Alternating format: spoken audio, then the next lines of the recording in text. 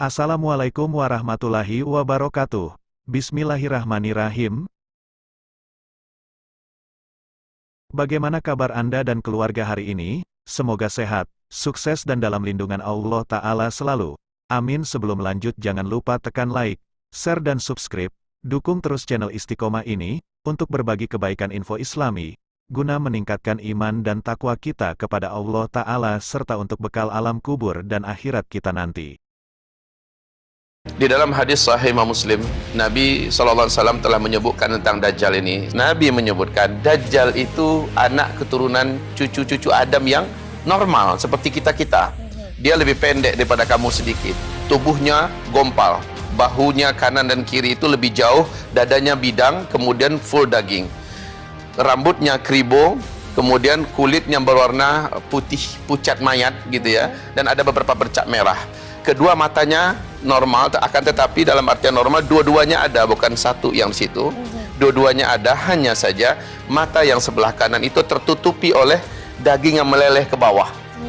Akan tetapi kelihatan betul bahwa biji mata itu sudah seperti mau lepas sehingga membengkak di sini.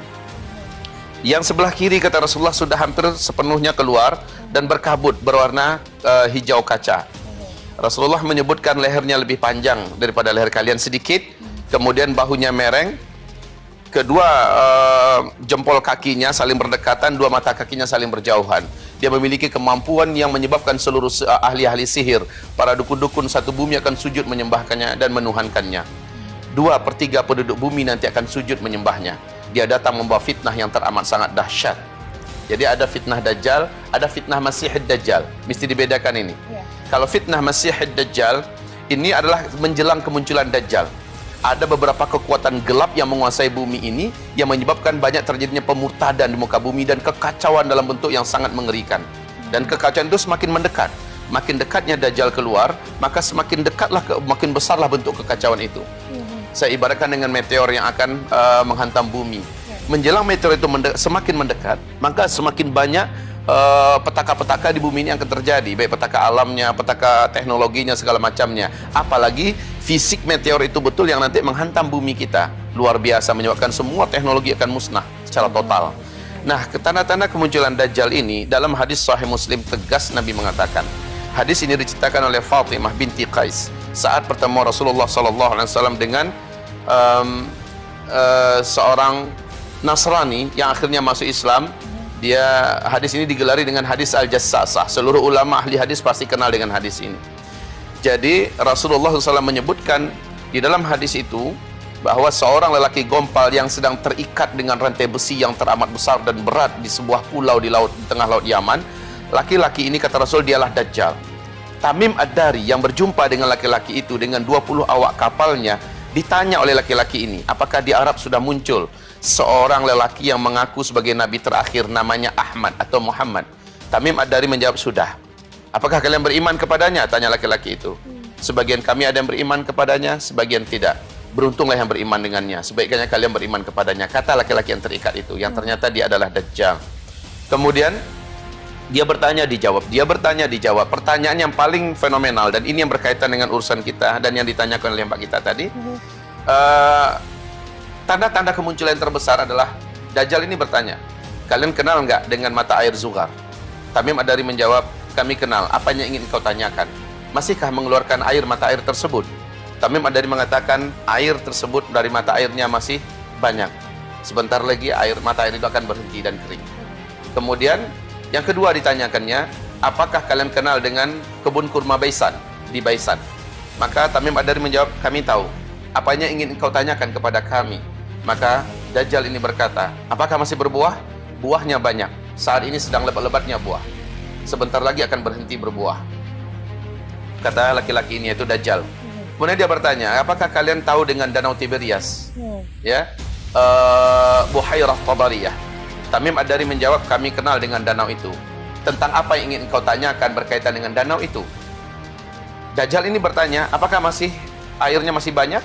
Tamim Ad-Dari menjawab, sekarang airnya banyak dan tidak berkurang sedikit pun. Lihat saja, sebentar lagi airnya akan mengering. Bahasa-bahasa Dajjal ini ternyata mengisyaratkan, kata Rasulullah, itulah dia tanda-tanda Dajjal akan keluar. Pertama, Mata air Zuhar ini berdekatan dengan Danau Tiberias langsung. Mata air Zuhar setelah beberapa tahun ini tidak berair 100%. Tidak mengeluarkan lagi airnya. Yang kedua, Danau Tiberias. Danau Tiberias ini letaknya di Israel. Satu tanah yang dijajah oleh bangsa Yahudi ini dari negeri Palestina, dan itu yang tersubur, yang terbaik. Sumber air satu-satunya bangsa Yahudi di Israel itu hanya dari Danau Tiberias.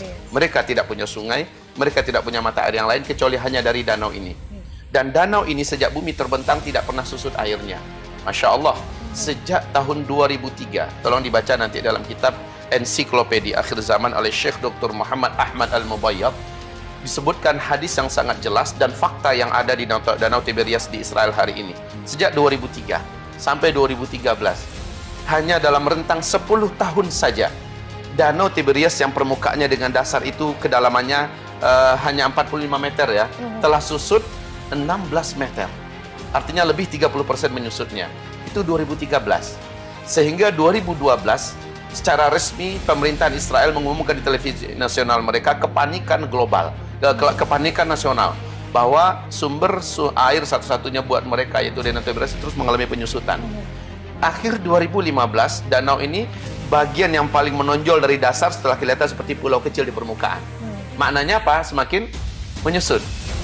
Akhirnya pemerintah Israel sekarang memutuskan bahwa sumber air ke depan itu adalah air laut yang disuling.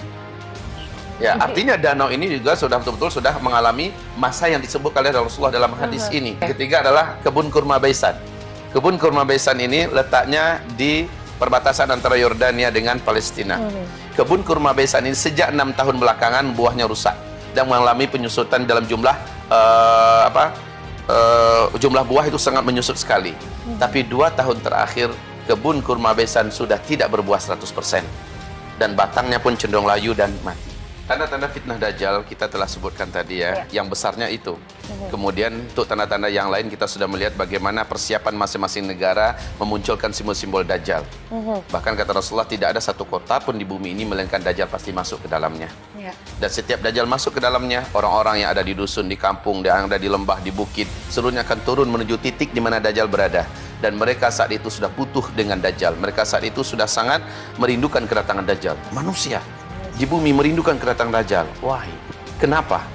Karena memang saat Dajjal itu keluar, kelaparan sudah melanda bumi sejak 3 tahun berturut-turut. Bumi akan mengalami paceklik dan kemarau yang sangat ekstrim secara 3 tahun berturut-turut. Dan ini hadisnya sahih Bukhari dan Muslim. BMKG dunia mengatakan bahwa 2019, 2022, ya berarti 2020, 2021 dan 2022 pas 3 tahun berturut-turut bumi akan mengalami paceklik dan kemarau yang sangat ekstrim. Apakah ini dalam rangka menyambut kedatangan Dajjal? Wallahu a'lam. Hanya ada yang unik. Ini perlu untuk kita telusuri bersama-sama.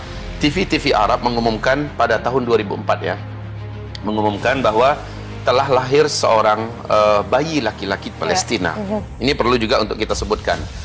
Berkenaan apakah ini berita sahih atau tidak, ya itu kita lihat kepada faktanya saja di lapangan. Hanya saja Nabi mengatakan, nanti satu-satunya manusia yang tidak mampu ditaklukkan oleh Dajjal adalah seorang remaja laki-laki. Dia tidak mau sujud kepada Dajjal. Padahal siapapun manusia kalau jumpa dengan Dajjal, bertatapan dengan Dajjal, imannya menguap dan dia akan kafir kepada Allah, dia akan sujud menyembah Dajjal. Nabi haramkan umatnya jangan ketemu Dajjal. Tapi remaja ini aneh. Saat berjumpa dengan Dajjal dia tegar seperti biasa, imannya tetap membara di dada. Dajjal berkata kepadanya, kenapa kamu tidak mau sujud kepada saya? Lihat manusia semuanya menyembah saya. Apa kata remaja itu? Ciri-ciri tentang engkau sudah saya baca dalam hadis Nabi dan engkau adalah Dajjal. Haram bagi saya sujud kepada engkau, saya hanya akan sujud kepada Allah.